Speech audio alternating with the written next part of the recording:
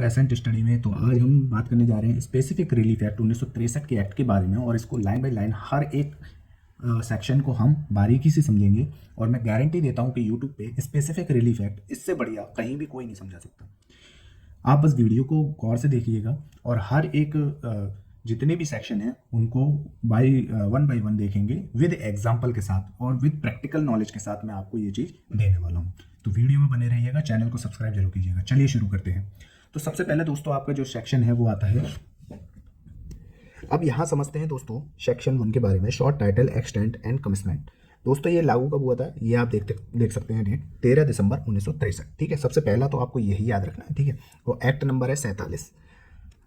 तो ये चीज़ जो है स्पेसिफिक रिलीफ एक्ट का जो सेक्शन 1 है, तो ये तो नॉर्मली सबको मालूम रहता है, तो इसमें कोई दिक्कत नहीं है। बात है सेक्शन 2 की, डेफिनेशन। अब डेफिनेशन में आप डेफिनेशन किस तरीके से याद रखेंगे उसकी ट्रिक मैं आपको बताता हूँ, और ये भी बताऊंगा कि जो पर्टिकुलर वर्ड हैं उनके मतलब क्या हैं, और वो प्रैक्टिकल एग्जांपल के थ्रू मैं आपको उसको बताने वाला हूँ। तो यहाँ पे सेक्शन 2 है। सेक्शन 2 में जो है ऑब्लिगेशन। ऑब्लिगेशन का मतलब क्या है दोस्तों? तो यहाँ पे दोस्तों ऑब्लिगेशन, पहले तो आप ये याद रखिएगा, तो ऑब्लिगेशन के माना होता है कि कर्तव्य, आपका कर्तव्य क्या है। अब कहते हैं ना कि देश का सबसे पहला यानी कि ए क्या हो गया, पहला, तो इसीलिए सेक्शन 1 यानी सब सेक्शन 1 में ऑब्लिगेशन, सबसे पहला ऑब्लिगेशन। ठीक है, तो ऑब्लिगेशन का मतलब क्या है, तो ये तो मैं याद करने की ट्रिक बता रहा हूँ कि सबसे पहला कर्तव्य है। सबसे पहला कर्तव्य क्या है, तो वो ऑब्लिगेशन जो है ए में आएगा, डेफिनेशन के ए में। अब ऑब्लिगेशन का मतलब होता है कि ऐसा फर्ज या जिम्मेदारी जिससे कानून जबरदस्ती पूरा करवा सके। ठीक है, यानी कि कहने का मतलब ए ने बी से 1 लाख रुपए उधार लिए, अब ए को पैसा लौटाना उसका ऑब्लिगेशन है। ठीक है, यानी कि उसका कर्तव्य क्या है कि वो जो 1 लाख रुपए उन्होंने उधार लिए हैं वो 1 लाख रुपए उसको बी को वापस करे, ये उसका ऑब्लिगेशन है। अब मान लो कि अगर वो ऑब्लिगेशन पूरा नहीं करता, तो यहाँ पे बोलता है कि ड्यूटी जो लॉ के तहत पूरी कराई जाए, एनफोर्स कराई जाए, उसे ऑब्लिगेशन कहेंगे। तो फिर अगर वो कर्तव्य को पूरा नहीं करता तो फिर लॉ के तहत जो है वो उसको पूरा कराया जाए, तो ये उसकी ड्यूटी होगी। ठीक है, तो आई होप आपको ऑब्लिगेशन समझ में आ गया होगा। ठीक है, ऑब्लिगेशन क्या है, ड्यूटी एनफोर्सेबल बाय लॉ, वो ड्यूटी जो लॉ के तहत पूरी हो। ठीक है, तो हर एक every duty enforceable by law is called obligation. I hope आपको ये समझ में आ गया होगा। चलिए बढ़ते हैं, दूसरा सेटलमेंट। तो सेटलमेंट को आप कैसे याद रखेंगे, बी से याद रखिएगा कि बी माने हो गया भाई। ठीक है, भाई सेटलमेंट कर ले, ठीक है, यानी कि बी से हो गया तो भाई सेटलमेंट कर ले। ठीक है, तो सेटलमेंट आपको इस तरीके से याद रखना है। अब सेटलमेंट का मतलब क्या है, देखो यहाँ पे सेटलमेंट का मतलब है कि मींस एनी इंस्ट्रूमेंट। इंस्ट्रूमेंट का मतलब देखो, कहीं भी अगर किसी एक्ट में इंस्ट्रूमेंट वर्ड आ रहा है तो इंस्ट्रूमेंट का मतलब है डॉक्यूमेंट। ठीक है, इसे डॉक्यूमेंट से रिलेट करना। ठीक है, तो settlement means an instrument other than will and codicil. Will और कोडिसिल क्या होता है, तो विल माने होता है वसीयत करना। ठीक है, वसीयत होती है विल माने, और कोडिसिल क्या होता है कि मान लो कि कोई वसीयत करी और इस वसीयत में मुझे कुछ चेंज करना है, या मैं कोई चीज़ उसमें गड़बड़ हो गई है उसको सही करा के नया दस्तावेज बनाऊंगा। जाहिर सी बात है, यानी कि इसमें जो गलती हुई है वो चीज़ जो है वो मैं इसमें सही कराऊंगा। अब जो नया डॉक्यूमेंट इंस्ट्रूमेंट, ठीक है, जो डॉक्यूमेंट या इंस्ट्रूमेंट में नया बनवाऊंगा, तो वो जो नया डॉक्यूमेंट है वो मेरा कोडिसिल कहलाएगा। यानी कि वसीयत में कुछ चीज़ अल्टर करके नया डॉक्यूमेंट क्रिएट करना, उसको कहते हैं कोडिसिल। ठीक है, तो इनको छोड़ के, विल को और कोडिसिल वाले डॉक्यूमेंट को छोड़ के, ठीक है, तो ऐसा डॉक्यूमेंट मीन्स एन इंस्ट्रूमेंट जहां पे, जिसके द्वारा कोई भी चल या अचल संपत्ति होगी, चल या अचल बोले तो मूवेबल या इमूवेबल प्रॉपर्टी। ठीक है, ये आप समझते होंगे। ठीक है, तो उसके कोई भी सक्सेसिव इंटरेस्ट होंगे, यानी कि अगर कोई प्रॉपर्टी है उस पर आने वाले जो इंटरेस्ट है मेरा किसी प्रॉपर्टी पे, तो उस पर जो मैं प्रॉपर्टी पे किसका अधिकार होगा और आगे उसका किसका अधिकार होगा, तो उस पर ये सहमति देना सेटलमेंट कहलाता है। ठीक है, यानी कि कोई भी ऐसा इंस्ट्रूमेंट होगा, उस चल या अचल संपत्ति हो, उस पर आने वाले जितने भी इंटरेस्ट हैं, सक्सेसिव इंटरेस्ट हैं, तो उन पर जब भी कोई सेटलमेंट किया जाएगा तो उस पर सहमति दी जाएगी कि ये चीज़ अभी किसकी होगी और बाद में किसकी होगी। तो ऐसे करके सेटलमेंट है। ठीक है, तो सेटलमेंट में आप समझ गए होंगे, विल कोडिसिल आपको समझ में आ जाएगा। अब दोस्तों बात करते हैं ट्रस्ट की। तो सी से आप याद रखिएगा दोस्तों, वर्ड है सी, यानी कि आप समझ गए होंगे, एक कहते हैं अबे सी थोड़ा तो ट्रस्ट कर ले, अबे सी थोड़ा तो ट्रस्ट कर ले, सी मतलब आप समझ गए होंगे मैं क्या बोलना चाह रहा हूँ। ऐसी डी हो गया तो डॉगी आदमी कभी ट्रस्टी नहीं हो सकता। इस तरीके से आप थोड़ा इसको याद रखेंगे। ठीक है, तो ए का क्या पहला कर्तव्य है कि ड्यूटी लॉ के तहत निभाई जाए। दूसरा बी में हम कैसे करेंगे, भाई थोड़ा तो सेटलमेंट कर ले, ठीक है, और ये पहला। तो ये ऐसा करके आपकी डेफिनेशन चारों याद हो जाती हैं, और इससे अगर कोई सवाल आता है सेक्शन से रिलेटेड तो आप कर ले जाओगे। ठीक है, तो ये चीज़ें तो आपको याद रखनी है। अब ट्रस्ट का मतलब क्या होता है, देखो दोस्तों, ट्रस्ट है has the same meaning in the section 3 of the Indian trust act, यानी इंडियन ट्रस्ट एक्ट के सेक्शन 3 में जो सेम मीनिंग दिया हुआ है वही सेम मतलब यहाँ पे ट्रस्ट का इस एक्ट में सेम मीनिंग है। और यहाँ पे include obligation in the nature of the trust with in the meaning of chapter 9 of the act. अब यहाँ पे दोस्तों हम ट्रस्ट का मतलब समझ लेते हैं कि ट्रस्ट होता क्या है।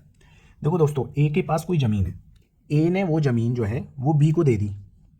ए की ज़मीन है, इनने जो है वो बी को दी कि बी ये मेरी ज़मीन है, ठीक है, आप इससे जितनी भी कमाई करोगे, जितना भी प्रॉफिट कमाओगे, वो सारा आप किसी बच्चे की पढ़ाई में लगाओगे। ठीक है, आप जो है बच्चों की पढ़ाई में या गरीबी मिटाने में या ऐसा कोई भी ऐसा काम करे, ठीक है, तो वो इससे प्रॉफिट कमाने वाले से आप जो है उसको करें। तो ए ने अपनी पूरी जो ड्यूटी है वो किसे दे दी, बी को दे दी।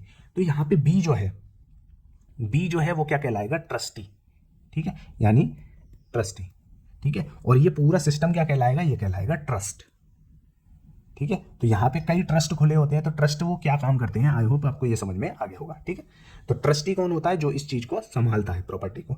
ए कौन है, ए जो है जो जिसकी प्रॉपर्टी है, ये ऑनर है, ऑनर ऑफ द ट्रस्ट। ठीक है, owner of the property of the trust. ठीक है, तो ये ट्रस्ट होता है। ट्रस्टी क्या होता है आप समझ गए होंगे, तो person holding property in trust. ठीक है, जो होल्डिंग करता है प्रॉपर्टी को, यानी कि जैसे बी यहाँ पे कौन है, वो ट्रस्ट है।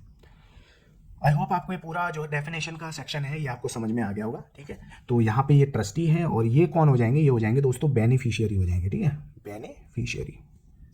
तो यहाँ पे बेनिफिशियरी, ट्रस्ट के बेनिफिशियरी कौन है, ये बच्चे हो गए जिनकी पढ़ाई में पैसा लगाया जा रहा है। चलिए आगे बढ़ते हैं। अब यहाँ पे देखते हैं ई वाला हमारा क्या कहता है। ई वाला हमारा कहता है कि कोई भी ऐसे वर्ड या कोई भी एक्सप्रेशन जो इस वर्ड में डिफाइन नहीं किए गए, जो इस एक्ट में डिफाइन नहीं किए गए, वो सारे जितने भी होंगे वो इंडियन कॉन्ट्रैक्ट एक्ट 1872 से लिए जाएंगे। ठीक है, यानी कि अगर कोई भी ऐसा वर्ड जो यहाँ पे डिफाइन नहीं है और उसका जो है यूज इस एक्ट के थ्रू हो रहा है, तो उसका सेम मतलब जो है इंडियन कॉन्ट्रैक्ट एक्ट में जो डेफिनेशन दी गई है उनके तहत माना जाएगा। आई होप आपको समझ में आ गया। ठीक है, यानी कि अगर इस एक्ट में किसी भी वर्ड का मतलब नहीं बताया गया है और वही वर्ड इंडियन कॉन्ट्रैक्ट एक्ट में डिफाइन है, तो वही मीनिंग यहाँ भी माना जाएगा। ठीक है, जैसे कि मान लो कि कॉन्ट्रैक्ट एक्ट में एग्रीमेंट दिया हुआ है। ठीक है, एग्रीमेंट वर्ड दिया हुआ है, एग्रीमेंट की डेफिनेशन दी हुई है, कॉन्ट्रैक्ट की डेफिनेशन दी है, लेकिन वो चीज़ यहाँ पे तो नहीं दी हुई है डेफिनेशन। तो वो जो डेफिनेशन इंडियन कॉन्ट्रैक्ट एक्ट में है वो सेम जो मीनिंग जो डेफिनेशन है वो इस एक्ट में भी मानी जाएगी। आई होप आपको समझ में आ गया होगा। चलिए बढ़ते हैं नेक्स्ट 3 की तरफ। अब दोस्तों यहाँ पे देखते हैं सेक्शन 3। सेक्शन 3 होता है दोस्तों सेविंग। देखो आपने हर एक बेयर एक्ट में सेविंग वर्ड तो सुना हुआ, सेविंग। ठीक है, तो ये सेविंग का मतलब क्या होता है, सेविंग का मतलब होता है दोस्तों कि जैसे मैं बताऊं कि देखो सेविंग का मतलब हर एक जगह जो भी बेयर एक्ट हैं, जो भी एक्ट हैं उनमें एक ही होता है। सेविंग का मतलब होता है, देखो दोस्तों, स्पेसिफिक रिलीफ एक्ट जो है सबसे पहले 1877 में लाया गया था। यानी कि ये जो बनाया था ये ब्रिटिश, जब यहाँ पे ब्रिटिश शासन था तो उन्होंने जो है 1877 में सबसे पहले स्पेसिफिक रिलीफ एक्ट बनाया। ठीक है, फिर उसके बाद 1963 में जो पुराना कानून था एसआरए का उसको रिपील किया गया, रिपील यानी कि ख़त्म किया गया, और नया कानून लाया गया स्पेसिफिक रिलीफ एक्ट का 1963 में। फिर उसके बाद जो है 2018 में एक मेजर अमेंडमेंट हुआ, इसी में स्पेसिफिक रिलीफ एक्ट में मेजर अमेंडमेंट हुआ, और उसमें जो कॉन्ट्रैक्ट एनफोर्समेंट यानी कॉन्ट्रैक्ट की जो शर्तें थी उसको बहुत स्ट्रॉन्ग तरीके से इस एक्ट में उतारा गया, उस एक्ट में बनाया गया। ठीक है, तो ये कई मेजर चेंजेस आए। अब यहाँ पे देखो कुछ चीज़ें पुराने में भी होंगी, कोई बातें जो है पुराने में होंगी तो वो इसमें भी आएंगी। ठीक है, यानी यहाँ पे जो होंगी, जो सही चीज़ें होंगी वो इसमें ले ली होंगी, और वही जो सही चीज़ें होंगी वो इसमें ले ली होंगी। ठीक है, तो इस एक्ट में जो भी लिखा है उसका मतलब ये नहीं है कि लोगों के पहले से मौजूद जो कानूनी अधिकार हैं वो ख़त्म हो जाएंगे या फिर किसी दूसरे कानून पर इसका असर पड़े, जैसे कि रजिस्ट्रेशन एक्ट पर। तो जब तक कि इस एक्ट में खास तौर पर ऐसा ना कहा गया हो तब तक वो जो उसके अधिकार हैं वो ख़त्म नहीं माने जाएंगे। ठीक है, जब तक इसमें कहा ना गया हो इस एक्ट में। ठीक है, स्पेसिफिक रिलीफ एक्ट में कोई चीज़ बात अगर नहीं कही गई है तो वो जो पहले से चलती आ रही है वही चीज़ लागू होगी, उसको ख़त्म नहीं माना जाएगा। ठीक है, आई होप आपको समझ में आ गया होगा। ये दोनों चीज़ें जो है वो यही कह रही हैं। ठीक है, चलिए बढ़ते चौथे सेक्शन की तरफ, सेक्शन नंबर 4। अब यहाँ देखते हैं section number 4, specific relief act granted only enforcing individual civil right. ठीक है, यानी कि ओनली सिविल राइट को एनफोर्स कराने के लिए बनाया गया है not for enforcing penal laws. ठीक है, तो यहाँ पे चौथा जो सेक्शन है वो साफ साफ इस तौर पे कह रहा है कि जो स्पेसिफिक रिलीफ एक्ट है ये सिविल राइट को प्रोटेक्ट करता है, पीनल लॉज पे इसका उसको लागू कराने की के लिए ये नहीं बनाया गया है। अब देखो सिविल राइट क्या होते हैं। सिविल राइट हो गए कि जैसे कि किसी का कॉन्ट्रैक्ट को एनफोर्स कराना, ठीक है, स्टे ऑर्डर लेना, मतलब इस चीज़ों के लिए जो प्रॉपर्टी से रिलेटेड मामले हैं उन्हीं में स्पेसिफिक रिलीफ एक्ट यूज़ होगा और कॉन्ट्रैक्ट को एनफोर्स कराने के लिए। इसके लिए नहीं कि भाई क्रिमिनल चार्जेस में इसको सजा दिलवाने के लिए इसका यूज़ हो, तो ऐसा नहीं है। स्पेसिफिक रिलीफ एक्ट का पीनल लॉज बोले तो जो क्रिमिनल लॉज हो गए, ठीक है, यानी कि दंडात्मक जो कार्रवाई है उससे रिलेटेड इसका नहीं है, सिर्फ और सिर्फ सिविल राइट से रिलेटेड ही इसमें एनफोर्स कराने की बातें कही गई है, ना कि पीनल लॉस को। यानी कि आप सजा नहीं दिलवा सकते, सिर्फ अपने दीवानी के जितने भी निजी कानूनी अधिकार हैं उनको सुरक्षित रख सकते हैं इस अधिनियम के तहत।